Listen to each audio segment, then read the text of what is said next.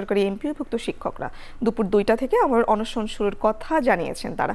এ নিয়ে বিস্তারিত জানাতে কেন্দ্রীয় শহীদ মিনার থেকে যুক্ত হচ্ছেন সহকর্মী মাহবুব হাসান রিপন। রিপন, বিক্ষোভ শেষে কি বলছেন শিক্ষকরা, জানাবেন।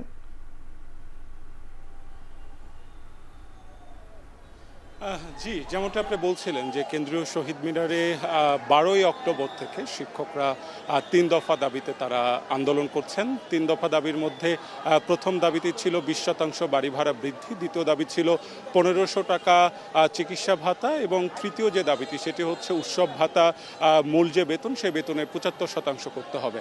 এই তিনটি দাবি নিয়ে তারা 12ই অক্টোবর থেকে আন্দোলন করছেন এবং আপনি জানেন যে এই আন্দোলনের সবশেষ যে পরিস্থিতি সেটি হচ্ছে যে গত বৃহস্পতিবার তারা শিক্ষা উপদেষ্টার সাথে বৈঠক করেছেন। শিক্ষা উপদেষ্টার সাথে বৈঠক করার পরে শিক্ষা উপদেষ্টা যেটি বলেছেন সেটি হচ্ছে যে 5% বাড়ি ভাড়া বৃদ্ধির যে বিষয়টি সেটি তারা করতে পারবেন, কিন্তু এর বেশি তারা বাড়াতে পারবেন না। এরপরেই শিক্ষকরা তারা এই দাবিটি প্রত্যাখ্যান করেন এবং তখনই তারা আমরণ অনশনের ঘোষণা দিয়েছিলেন।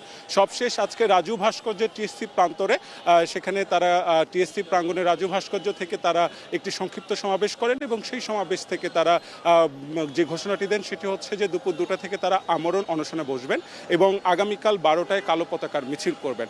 এবং শিক্ষক নেতারা যারা রয়েছেন তারা বলছেন যে এই আন্দোলনটি চলমান থাকবে সারা বাংলাদেশ থেকে। শিক্ষকরা যারা রয়েছেন তাদের যেহেতু ক্লাস কার্যক্রম চলছে না, তারা যাতে ঢাকায় এসে এই আন্দোলনে যুক্ত দেন এবং এই আন্দোলন যদি এই দাবিটি তাদের যে 3 দফা দাবি সেই দাবিটি যদি তারা না মেনে নেন, তাহলে অর্থাৎ রাষ্ট্রযন্ত্র যদি এই দাবি না মেনে নেন, তাহলে তারা যমুনা ঘেরোয়ের মতো কঠোর আন্দোলনের হুঁশিয়ারিও দিয়েছেন।